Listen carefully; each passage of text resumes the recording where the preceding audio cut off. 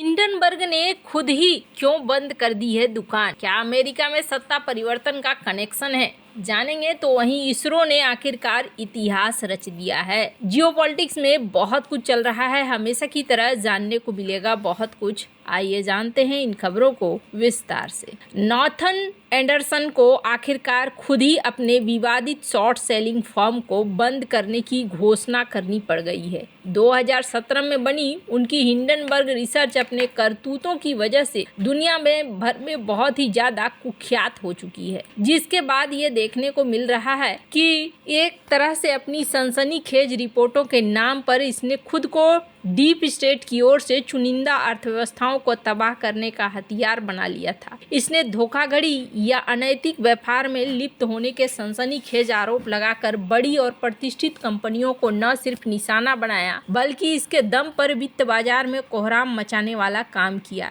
Hindenburg research का निशाना बनने वालों में निकोला कॉरपोरेशन, अडानी समूह जैसे हाई प्रोफाइल कंपनियां भी शामिल रही हैं। हालांकि इसे बंद करने के बारे में आधिकारिक रूप से निजी कारणों का हवाला दिया जा रहा है, लेकिन जानकारों का मानना है कि अमेरिका में हो रहे सत्ता परिवर्तन की वजह से इसने अपना बोरिया बिस्तर समेट लेने में भलाई समझी है, क्योंकि इसने ग्लोबल मार्केट में जिस तरह से तबाही लाने का खेल खेला है उसकी जांच बहुत ही ज्यादा संभावित थी। कई विश्लेषकों ने बार बार आगाह किया था कि Hindenburg research organised crime and corruption reporting project की तरह काम करता है। इसका मकसद अमेरिकी अरबपति और भारत विरोधी जॉर्ज सोरोस के भू राजनीतिक उद्देश्यों को हासिल करने के लिए डीप स्टेट टूल के रूप में काम करना है। कहा जा रहा है कि स्वतंत्र जांच की आड़ में यह चुनिंदा देशों की वित्तीय अर्थव्यवस्थाओं को अस्थिर करता है, जिसका बाइडेन प्रशासन को भी लाभ मिलता रहा। इसकी रिपोर्ट की वजह से कई बार बाजार में बहुत ही विषम परिस्थितियां पैदा हुई और निवेशकों का भरोसा चकनाचूर हो गया। अदानी ग्रुप पर हिंडनबर्ग रिसर्च की रिपोर्ट भी उसी डीप स्टेट साजिश का हिस्सा माना जाता रहा है, जिससे भारत की एक अगुआ कंपनी को वित्तीय तौर पर बुरी तरीके से हिलाने की कोशिश की गई। इसकी रिपोर्ट और उसकी टाइमिंग हमेशा संदेह के घेरे में रही है, क्योंकि इसकी वजह से खास अर्थव्यवस्थाओं को नुकसान पहुंचाने की कोशिश हुई। भारत को इसकी रिपोर्ट का खामियाजा ऐसे समय में भुगतना पड़ा जब वह ग्लोबल साउथ के एक अहम किरदार के रूप में बढ़ रहा था, लेकिन उसके वैश्विक विस्तार में अड़ंगा डालने का काम किया। अमेरिका में हो रही राजनीतिक बदलाव से ये लगभग तय हो गया है कि प्रत्यक्ष या अप्रत्यक्ष रूप से वैश्विक बाजारों को तहस नहस करने की प्रवृत्ति रखने वाले संस्थाओं के खिलाफ अभियान शुरू हो सकता है, क्योंकि डोनाल्ड ट्रंप ऐसी स्वयंभू जांच संस्थाओं के कट्टर आलोचक रहे हैं। यही वजह है कि ऐसा लग रहा है कि खुद को ही खत्म करके हिंडनबर्ग रिसर्च अपने को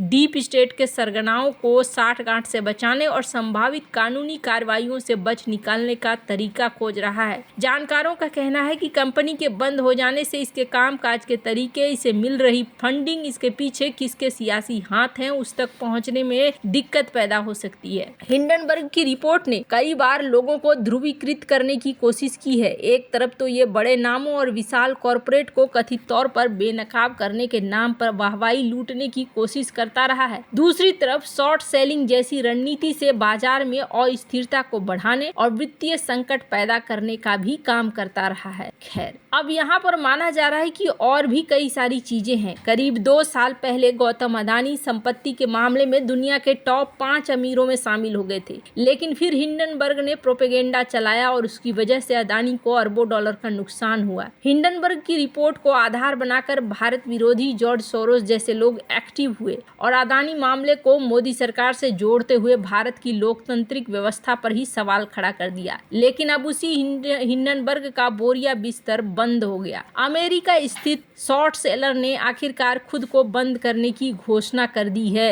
हिंडनबर्ग के संस्थापक नाथन एंडरसन ने शोध फर्म की आधिकारिक वेबसाइट पर एक व्यक्तिगत नोट में लिखा, जैसा कि मैंने पिछले साल कहा था, पिछले साल के अंत से परिवार, दोस्तों और हमारी टीम के साथ शेयर किया है। मैंने हिंडनबर्ग रिसर्च को भंग करने का फैसला लिया है। योजना यह थी कि हम जिन विचारों पर काम कर रहे थे उनकी पाइपलाइन पूरी होने के बाद इसे बंद कर देंगे, और पिछले पोंजी केस के बाद हमने अभी पूरा किया है। नियामकों के साथ शेयर कर रहे हैं, वह दिन आज है। जनवरी 2023 में न्यूयॉर्क स्थित हिंडनबर्ग रिसर्च ने गौतम अदानी के नेतृत्व वाले अदानी समूह पर स्टॉक हेर हेरफेर और अकाउंटिंग धोखाधड़ी का आरोप लगाया, जिसने भारत में राजनीतिक तूफान खड़ा कर दिया। अगस्त 2024 में हिंडनबर्ग ने आरोप लगाया कि भारतीय प्रतिभूति विनिमय बोर्ड यानी कि सेबी के अध्यक्ष माधवी पुरी बुच और उसके पति अदानी मनी साइफिंग घोटाले में इस्तेमाल किए जाने में शामिल है। अदानी से क्या पंगा लेने का अंजाम मिला है। दरअसल कुछ दिन पहले डोनाल्ड ट्रंप की रिपब्लिकन पार्टी के सांसद लॉन्स गुडेन ने अमेरिकी जस्टिस डिपार्टमेंट के अटॉर्नी जनरल मेरिक बी गारलैंड को एक पत्र लिखा था, जिसमें उन्होंने अदानी के खिलाफ शिकायत दर्ज किए जाने पर गंभीर सवाल उठाए थे और पूछा था कि अमेरिका से बाहर हुए किसी मामले का मुकदमा दर्ज कर आखिर वो क्या हासिल करना चाहते हैं। लॉन्स गुडेन ने चिट्ठी में स्पष्टीकरण मांगा था कि जस्टिस डिपार्टमेंट भारत में स्थित अदानी समूह के खिलाफ मामला क्यों चला रहा है। पिछले साल नवंबर में न्यूयॉर्क में अमेरिकी प्रोसिक्यूटर से गौतम एस अडानी और उनके भतीजे सागर अडानी इन सब पर आरोप लगा था। खैर, अब जहां एक तरफ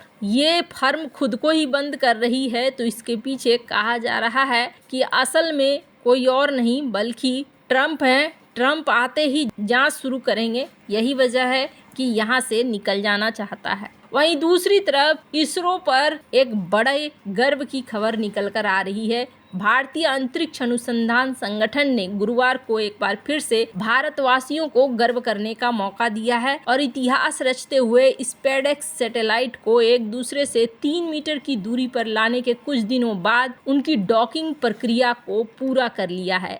अमेरिका, चीन और रूस के बाद ऐसा करने वाला दुनिया का चौथा देश भारत बन गया है, जो यकीनन एक ऐतिहासिक उपलब्धि है जिसने पूरी दुनिया में भारत की अंतरिक्ष टेक्नोलॉजी का लोहा मनवाया है। सबसे खास बात यह है कि इस टेक्नोलॉजी को शेयर करने से अमेरिका और रूस ने मना कर दिया था। इस ऐतिहासिक उपलब्धि की घोषणा करते हुए इसरो ने सोशल मीडिया प्लेटफॉर्म एक्स पर कहा है कि अंतरिक्ष यान की डॉकिंग सफलतापूर्वक हुई। ये एक ऐतिहासिक क्षण है। 15 मीटर से 3 मीटर की दूरी पर होल्ड पॉइंट तक पैंतरेबाजी पूरी हुई। डॉकिंग की शुरुआत सटीकता के साथ हुई, जिससे अंतरिक्ष यान को सफलतापूर्वक कैप्चर किया गया। वापसी सुचारू रूप से कंप्लीट हुई। इसके बाद स्थिरता के लिए कठोरता बरती गई और फिर डॉकिंग सफलतापूर्वक हुई। पीएम मोदी ने भी इसके लिए बधाई दी है। इसरो ने इससे पहले तकनीकी समस्याओं के कारण 2 डॉकिंग शेड्यूल 7 और 9 जनवरी को मिस कर दिया। भारतीय अंतरिक्ष एजेंसी ने 30 दिसंबर को उपग्रहों को लॉन्च किया था। 12 जनवरी को इसरो ने कहा था कि दोनों उपग्रहों को एक दूसरे से 15 मीटर और 3 मीटर की दूरी पर लाने का परीक्षण प्रयास सफलतापूर्वक पूरा हो गया है। 15 मीटर और फिर 3 मीटर तक पहुंचने का परीक्षण प्रयास किया गया। इसरो ने कहा था अंतरिक्ष यान को सुरक्षित दूरी पर वापस ले जाया जा रहा है। डेटा का आगे विश्लेषण करने के बाद डॉकिंग प्रक्रिया पूरी की जाएगी। इसरो में नेतृत्व परिवर्तन की घोषणा के बीच स्पेसएक्स डॉकिंग कार्यक्रम स्थगित कर दिया गया था। केंद्र सरकार ने 7 जनवरी को वी नारायणन को इसरो का नया डायरेक्टर नियुक्त करने की घोषणा की और उन्होंने 14 जनवरी को कार्यभार संभाल लिया। स्पेसएक्स का मिशन का मकसद 30 दिसंबर को PSLV द्वारा लॉन्च किए गए 2 छोटे उपग्रहों की डॉकिंग का प्रदर्शन करना था और आखिरकार ये सफलतापूर्वक हो गया। डॉकिंग क्षमता हासिल करने के बाद इसका सबसे पहला काम भारतीय मिशन चंद्रयान 4 होने की संभावना है, जो चंद्रमा के नमूनों को पृथ्वी पर वापस लाने वाला है।